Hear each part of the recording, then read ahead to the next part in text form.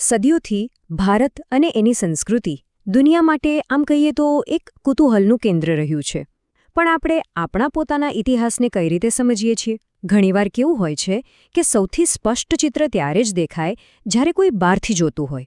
તો આજે આપણે બરાબર એ જ કરવાના છીએ. સદીઓ દરમિયાન ભારતમાં આવેલા વિદેશી મુસાફરોની નજરથી આપણા ઇતિહાસને જોવાનો પ્રયત્ન કરીશું. તો સવાલ એ છે કે પ્રાચીન દુનિયા ભારત વિશે શું વિચારતી હતી? અને હું કહી દઉં, આનો જવાબ કદાચ તમને આશ્ચર્યમાં મૂકી દેશે. હવે તમને જાણીને ખરેખર નવાઈ લાગશે કે જ્યારે કોઈએ ભારતને પોતાની આંખે જોયું નહોતું એ પહેલાં ઘણા પ્રાચીન ગ્રીક લોકો શું માનતા હતા ખબર છે?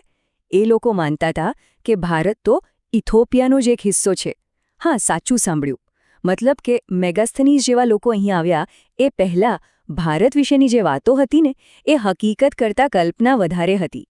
તો આપણી આ સફરમાં આપણે સૌથી પહેલા ગ્રીક મુસાફરોએ કરેલા અદ્ભુત વર્ણનો પર નજર નાખીશું. પછી જ્ઞાનની ખોજમાં આવેલા ચીની યાત્રીઓની વાત કરીશું. એ પછી આરબ વિદ્વાનોની જે વિશ્લેષણાત્મક નજર હતી એને સમજીશું.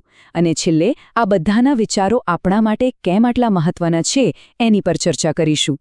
તો ચાલો શરૂઆત કરીએ એ પાયાના વર્ણનોથી જે આપણને ગ્રીક મુલાકાતીઓ પાસેથી મળ્યા છે. વાત છે 4થી સદી ઈસવીસને પૂર્વેની, એટલે કે આજથી લગભગ સમજોને 2400 વર્ષ પહેલાં. ત્યારે ચંદ્રગુપ્ત મૌર્યના દરબારમાં એક ગ્રીક રાજદૂત આવ્યા. નામ હતું મેગસ્થનીઝ. એમનું પુસ્તક ઇન્ડિકા એ ભારતનું પહેલું વિગતવાર અને પોતાની આંખે જોયેલું વર્ણન માનવામાં આવે છે. મેગસ્થનીઝે જોયું એ ખરેખર રસપ્રદ હતું. એમણે ભારતીય સમાજને જાતિ આધારિત 4 વર્ણોમાં નહીં પણ વ્યવસાયના આધારે 7 અલગ અલગ વર્ગોમાં વહેંચાયેલો જોયો. જો દાર્શનિકો હતા જેમને ખૂબ માન મળતું, પછી ખેડૂતો જેમણે તો સમાજના આધાર સ્તંભ જ ગણવામાં આવતા, પશુપાલકો અને શિકારીઓ, કારીગરો અને વેપારીઓ, સૈનિકો, સરકારી નિરીક્ષકો અને રાજાના સલાહકારો. એમણે એ પણ નોંધ્યું કે કોઈ વ્યક્તિ પોતાનો વ્યવસાય બદલી નહોતી શકતી કે બીજા વર્ગમાં લગ્ન પણ નહોતી કરી શકતી. પોતાના પુસ્તક ઇન્ડિકામાં એમણે લોકોના ચરિત્ર વિશે શું લખ્યું ખબર છે? એમણે લખ્યું, અહીંના લોકો ખૂબ જ શિસ્તબદ્ધ, પ્રામાણિક અને સાદું જીવન જીવતા હતા. આ એક વાક્યે સદીઓ સુધી પશ્ચિમની દુનિયામાં ભારતની એક ખૂબ જ સારી છબી બનાવી રાખી. ચાલો હવે ઇતિહાસમાં થોડા આગળ વધીએ. હવે વાત કરીએ એ ચીની બૌદ્ધ ભિક્ષુઓની જે જ્ઞાન અને બૌદ્ધ ગ્રંથોની શોધમાં છેક ભારત સુધી આવ્યા હતા. એમાં 3 યાત્રીઓ તો ખૂબ જ મહત્વના છે. ઈસવીસન 399માં, એટલે કે આજથી લગભગ 1600 વર્ષ પહેલાં ફાહિયાન આવ્યા, ગુપ્ત સામ્રાજ્યના સમયમાં. એ પછી ઈસવીસન 630માં હ્યુએન ત્સાંગ આવ્યા, રાજા હર્ષના રાજમાં. અને છેલ્લે ઈસવીસન 671માં ઈત સિંહ દરિયાઈ રસ્તે ભારત પહોંચ્યા. આ લોકોના વર્ણનો સમયનો બદલાવ કેટલી સુંદર રીતે બતાવે છે. જરા કલ્પના તો કરો, જે પાટલીપુત્ર શહેરને 5મી સદીમાં ફાહિયાને એકદમ સમૃદ્ધ અને ભવ્ય ગણાવ્યું હતું, એ જ શહેર ફક્ત 2 સદી પછી ખંડેર જેવું બની રહ્યું હતું. જ્યારે હ્યુએન ત્સાંગ ત્યાં પહોંચ્યા ત્યારે પાટલીપુત્રનું મહત્વ ઓછું થઈ રહ્યું હતું અને એનું સ્થાન હવે કનોજ શહેર લઈ રહ્યું હતું. ઇતિહાસનો કેવો નાટકીય વળાંક કહેવાય. હ્યુએન ત્સાંગ, જેમને યાત્રાળુઓના રાજકુમાર તરીકે પણ ઓળખવામાં આવે છે, એમનું રાજા હર્ષવર્ધન પર ખૂબ ઊંડો પ્રભાવ પડ્યો. એવું કહેવાય છે કે એમના સંપર્કમાં આવ્યા પછી રાજા હર્ષ, જે પહેલાં શિવજીના ઉપાસક હતા, એમણે મહાયાન બૌદ્ધ ધર્મ અપનાવી લીધો. હ્યુએન ત્સાંગના કહેવા મુજબ રાજા હર્ષ એકદમ ઉદાર અને સહિષ્ણુ શાસક હતા. એમના રાજ્યમાં શાંતિ અને સમૃદ્ધિ હતી અને તેઓ મોટી મોટી બૌદ્ધ સભાઓનું આયોજન કરતા હતા, જે એ સમયની ધાર્મિક સહિષ્ણુતાનું મોટું પ્રતીક હતું. હવે આપણે આરબ પ્રવાસીઓ તરફ વળીએ. એમણે ખાલી વખાણ જ નથી કર્યા, પણ ભારતીય સમાજ અને રાજનીતિ પર એકદમ વિવેચનાત્મક અને ઊંડી નજર પણ નાખી છે. 11મી સદીમાં એક મહાન વિદ્વાન અલ બિરુની મહમૂદ ગઝનવી સાથે ભારત આવ્યા. પણ એમનો હેતુ લૂંટફાટ કે જીતવાનો નહોતો. ના, એમનો ધ્યેય હતો ભારતનો અભ્યાસ કરવાનો.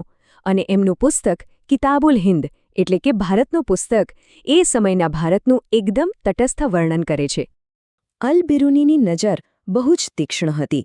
એમણે નોંધ્યું કે સમાજ 4 વર્ણોમાં તો વહેંચાયેલો હતો જ, પણ એ સિવાય એક અંત્યજ એટલે કે અસ્પૃશ્યોનો પણ એક વર્ગ હતો. એમણે લખ્યું કે જો નીચલી જાતિના લોકો વેદોનો અભ્યાસ કરે તો એની સજા બહુ કઠોર હતી. એટલું જ નહીં, એમણે એ પણ જોયું કે ભારતીય વિદ્વાનો ઘણીવાર વૈજ્ઞાનિક હકીકતોને અંધશ્રદ્ધા સાથે ભેળવી દેતા હતા. એમણે નાગરી અને સિદ્ધ માતૃકા જેવી અલગ અલગ લિપિઓનો પણ ઉલ્લેખ કર્યો, જે આપણને એ સમયની લેખન શૈલી વિશે જણાવે છે. પણ એમની સૌથી ધારદાર રાજકીય ટીકા હતી ભારતીય રાજાઓની એકતાના અભાવ વિશે. એમણે સાફ લખ્યું કે ભારતીય રાજાઓમાં રાજકીય એકતા ન હતી.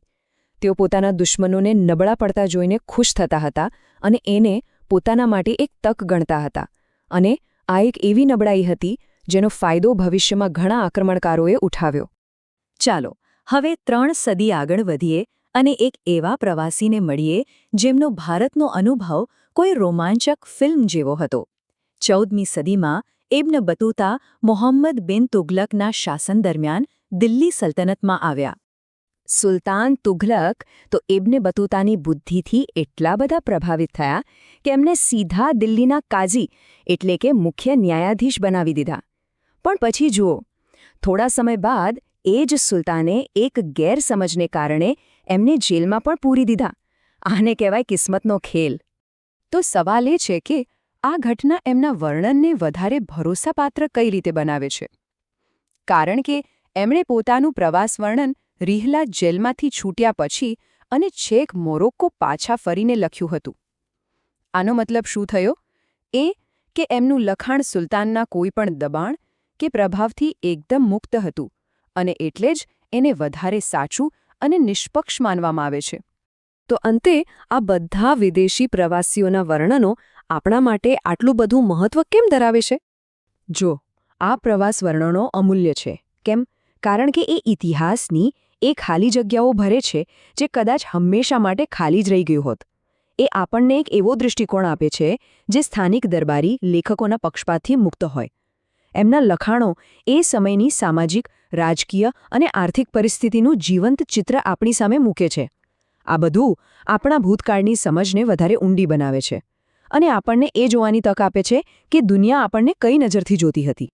અને આ બધું આપણને એક છેલ્લા પણ બહુ જ મહત્વના સવાલ પર લાવીને ઊભું રાખે છે.